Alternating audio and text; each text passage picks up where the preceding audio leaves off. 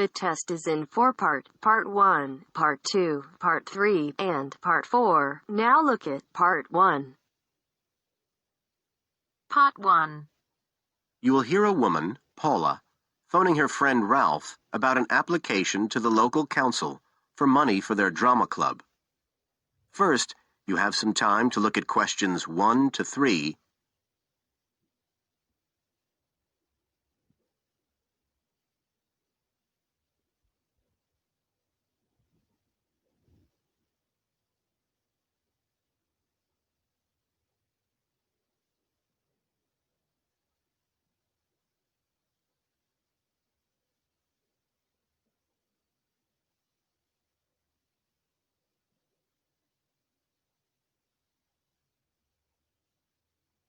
Now we shall begin.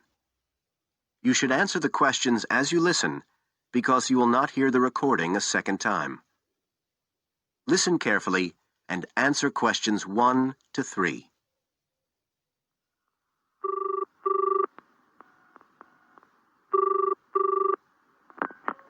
Hello? Ralph, it's Paula. Hi. You know I told you we could apply to the local council for money for our drama club? I've got the application form here, but we need to get it back to them by the end of the week. I could send it on to you. You really ought to fill it in as president of the club, but I don't know if it'll get to you in time. Well, you're the secretary, so I expect it's okay if you fill it in. Yeah, but I'd really like to check it together. Right, that's fine. Like, the first part asks for the main contact person. Can I put you there? Sure. Right, so that's Ralph Pearson. Oh, and then I need your contact address. So that's 203 South Road, isn't it? No, 2:30. Oh, sorry, I always get that wrong. Then it's Drayton. Oh, do you think they need a postcode? Better put it, it's DR6 8AB. Okay. Telephone number. That's 01453 586 098, isn't it? Yes. Right. Now, in the next part of the form, I have to give information about our group. So, name of group, that's easy. We're the Community Youth Theatre Group. But then I have to describe it. So, what sort of information do you think they want?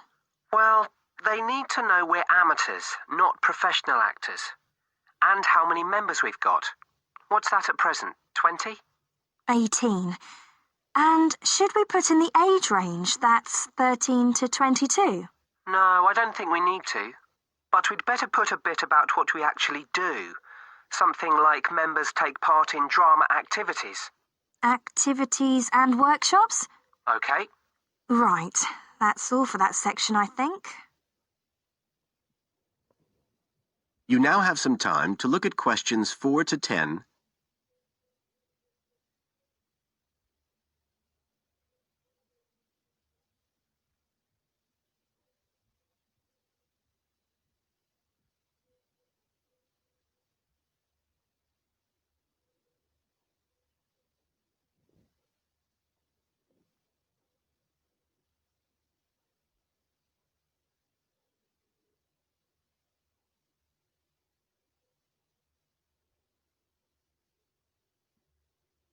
Now listen and answer questions 4 to 10.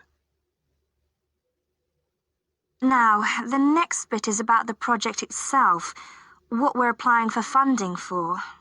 So, first of all, they need to know how much money we want. The maximum's £500. I think we agreed we'd ask for 250, didn't we? Okay. There's no point in asking for too much. We'll have less chance of getting it. Then we need to say what the project, the activity is. Right. So we could write something like, to produce a short play for young children. Should we say it's interactive? Yes, good idea. Right, I've got that. Then we have to say what we actually need the money for. Isn't that it? No, we have to give a breakdown of details, I think. Well, there's the scenery. But we're making that. We need to buy the materials, though. Oh, okay. Then there's the costumes. Right. That's going to be at least £50. Okay. And what else? Oh, I just found out we have to have insurance. I don't think it'll cost much, but we need to get it organised. Yes, I'd forgotten about that. And we could be breaking the law if we don't have it. Good thing we've already got curtains in the hall. At least we don't have to worry about that. We'll need some money for publicity. Otherwise, no one will know what we're doing. And then a bit of money for unexpected things that come up. Just put sundries at the end of the list. Okay, fine. Now, the next thing they want to know is if they give us the grant, how they'll be credited. What do they mean, credited? I think they mean how we'll let the public know that they funded us. They want people to know they've supported us. It looks good for them. Well, we could say we'd announce it at the end of the play. We could make a speech or something. They might prefer to see something in writing. We'll be giving the audience a programme, won't we? So we could put an acknowledgement in that? Yeah, that's a better idea. Okay, and the last thing they want to know is if we've approached any other organisations for funding and what the outcome was. Well, only National Youth Services. And they said that at present funds were not available for arts projects. Right, I'll put that. And then I think that's it. I'll get that in the post straight away. I really hope we get the money. I think we've got a pretty good chance. Hope so, anyway. Thanks for doing all this, Paula. That's okay. See you soon. Bye. Bye. That is the end of part 1. You now have half a minute to check your answers.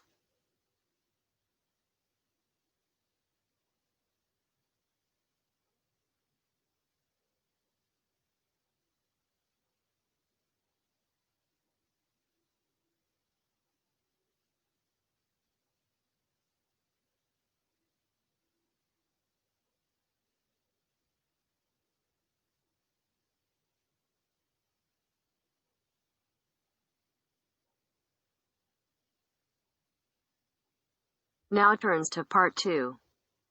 Part 2. You will hear a member of the local council describing plans to redevelop part of the seafront of a coastal town. First, you have some time to look at questions 11 to 15.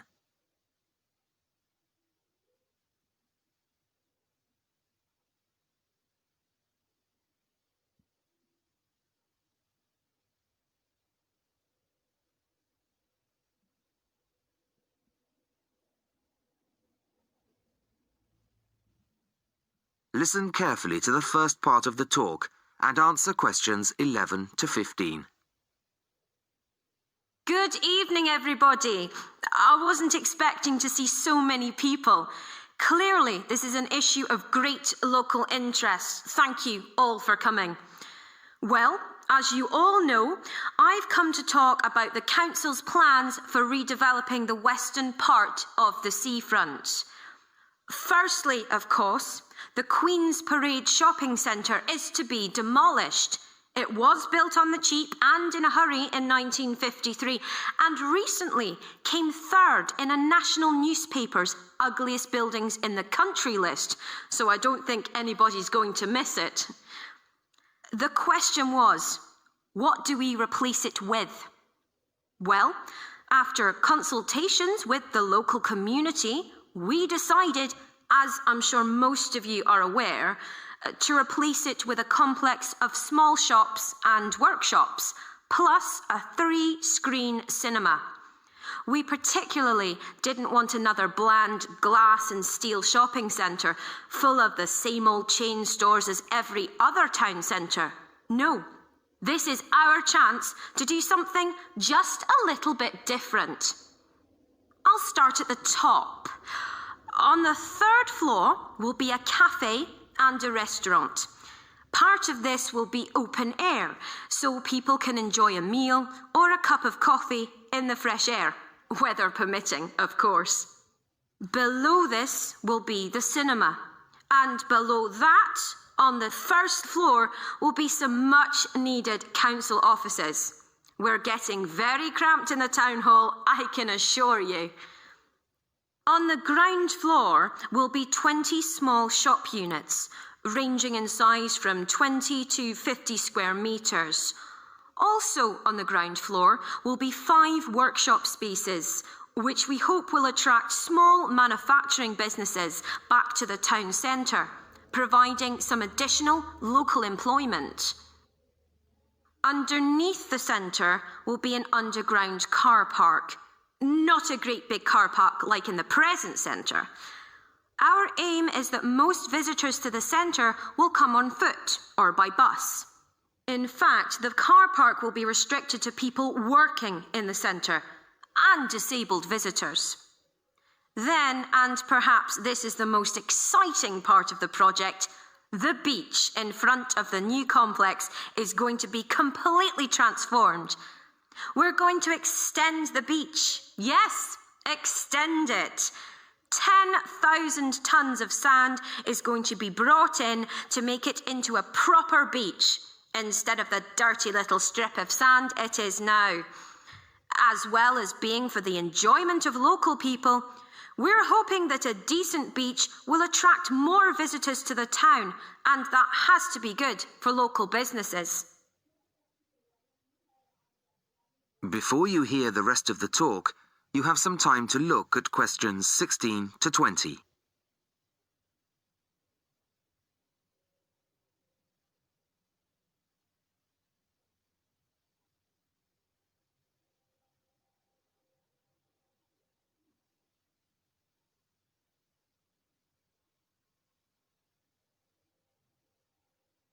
Now listen and answer questions 16 to 20.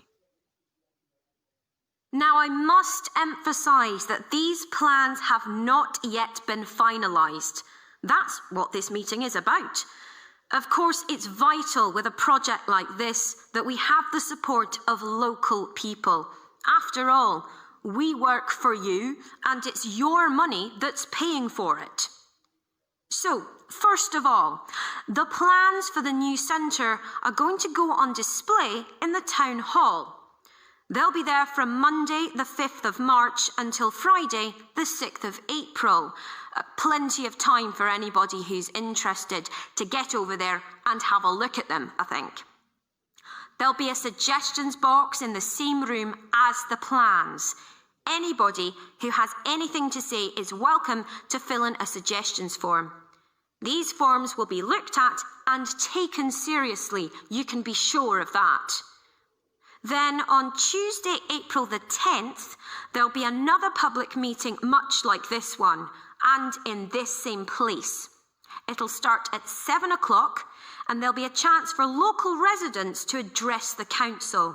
We'll also report back to you on the results gathered in the suggestions box. Anyway, I'd now like to hand you over to my colleague, my fellow councillor.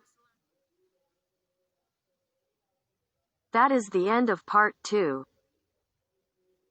You now have half a minute to check your answers.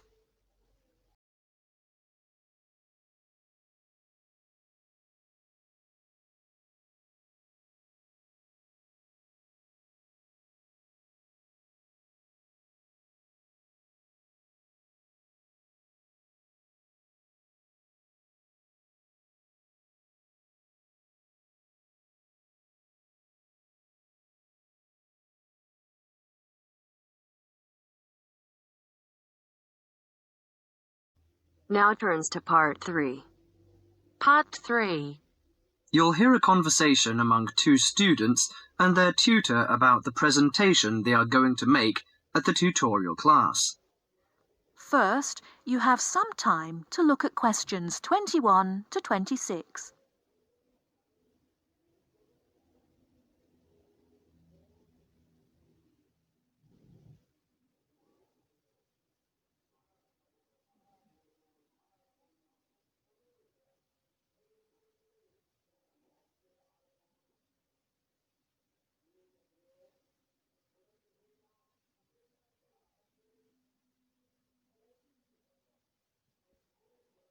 Now listen carefully and answer questions 21 to 26. Right, Jason and Karen. How are your presentations for the next tutorial class? I feel a bit nervous. I haven't done that before. Although many of my classmates in the same tutorial group have finished theirs. But I think them a little uninteresting because they just read out their notes. I hope mine will be more attractive It seems you have a higher demand for yourself.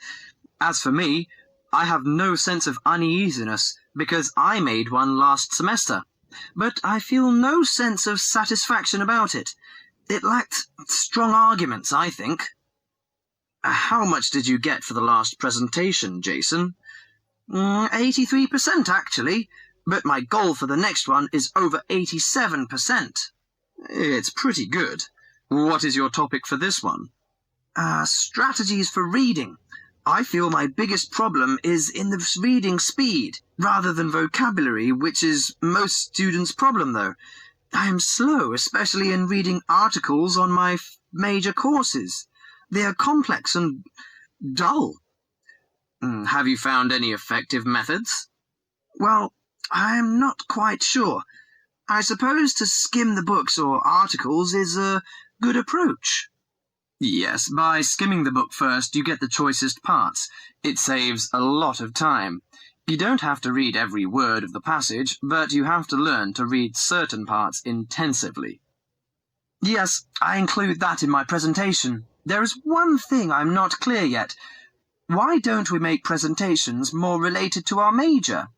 Once you learn to write clearly, read analytically, and listen to lectures effectively, you'll begin professional tutorials. That means you should start from the basics. Well, Karen, how is your presentation? Before you hear the rest of the talk, you have some time to look at questions 27 to 30.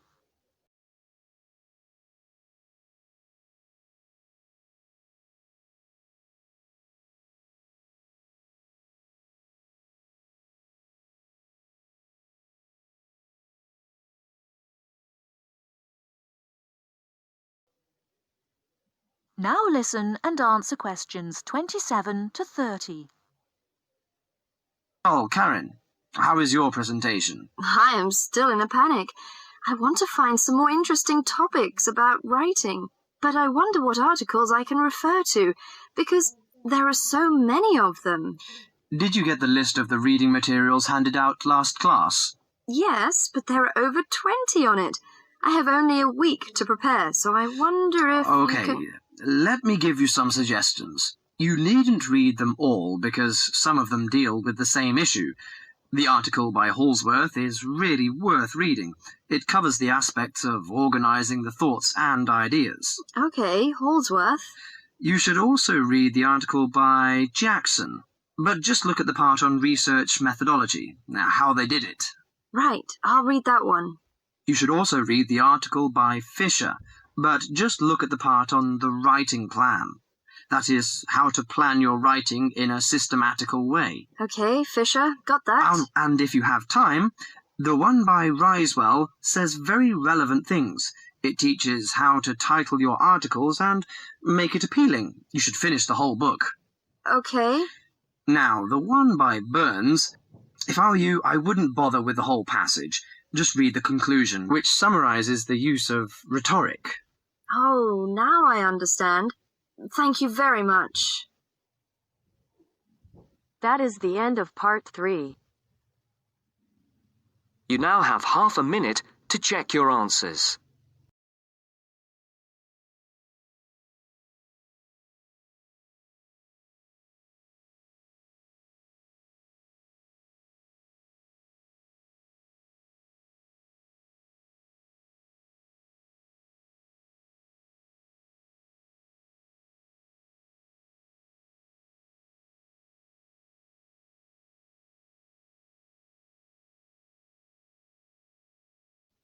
Now turns to part 4. Part 4. You will hear a talk about the Kentish pipe, a 17th century musical instrument. First, You have some time to look at questions 31 to 40.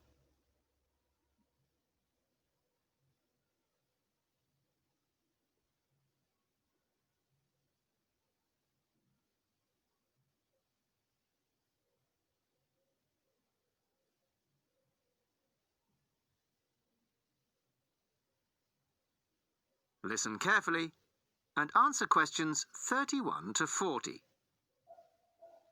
Good evening. I'd like to introduce Geoffrey Rourke of the Early Music Foundation. Geoffrey has recently restored a genuine 17th century Kentish pipe and, as you all know, will be giving us a recital on it later this evening. But first, he's kindly agreed to talk to us about this exciting and little-known instrument. Thank you very much. I'd like to begin, if I may, by talking to you about the rather unusual construction of the Kentish pipe. The main part of the instrument, as you can see, is a long, straight wooden tube, which we call the chanter. This one is in beech wood, but other woods were used. At one end, there is the air bag. This rests under the arm of the player, like this. The blowpipe that inflates the airbag is quite long and bends round the front of the body to be inserted in the mouth of the player, like this. You see, the flexible nature of this tube is a unique feature of the Kentish pipe. In my restored version here, the blowpipe is, I'm sorry to confess, made out of plastic. In the original version, it would have been made out of leather using an elaborate stitching and waxing technique. However, the skills required to do this have now been lost. Good old plastic was the only alternative we could come up with. The airbag is obviously a modern replacement too. This time it is made out of leather and, as far as we can be certain, is likely to be pretty much identical to the original. A particularly soft and supple yet strong leather is required. Ordinary shoe leather would start to crack in no time.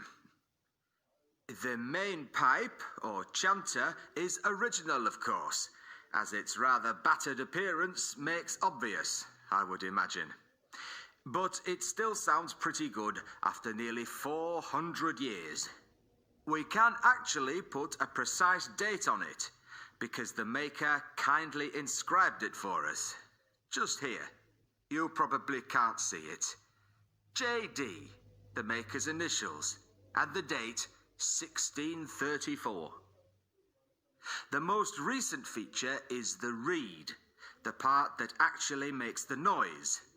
Although probably identical in every way to the original, it is in fact a piece from a plant picked yesterday morning by my son by the river near our house. So, that's the construction. But why bother with the bag, you may be wondering?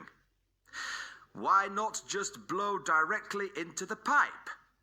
Well, you can play the instrument that way. You can just detach the bag like this and blow into this hole here. But you need a lot of breath to do it. Much more than, say, a flute or clarinet. After a few notes, you have to stop to take a breath. The bag allows the player to breathe while continuing to play. This meant that music for the Kentish pipe could be loud and fast, the way they liked it in Kent in the 17th century, no doubt. So, we have the pipe, but unfortunately, we don't have the music. Not a single piece of music written specifically for the Kentish pipe has been found. Luckily, some of my colleagues from the Early Music Foundation have adapted some traditional music from the period for the Kentish pipe, and we hope this will closely reflect the impression performances on the original instrument would have made. During the recital, I'm also going to play some modern pieces, ranging from rock to classical.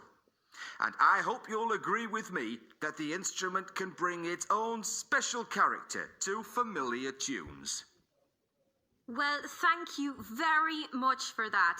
And I'm sure we're looking forward very much to hearing you play it after the break. That is the end of part 4. You now have half a minute to check your answers.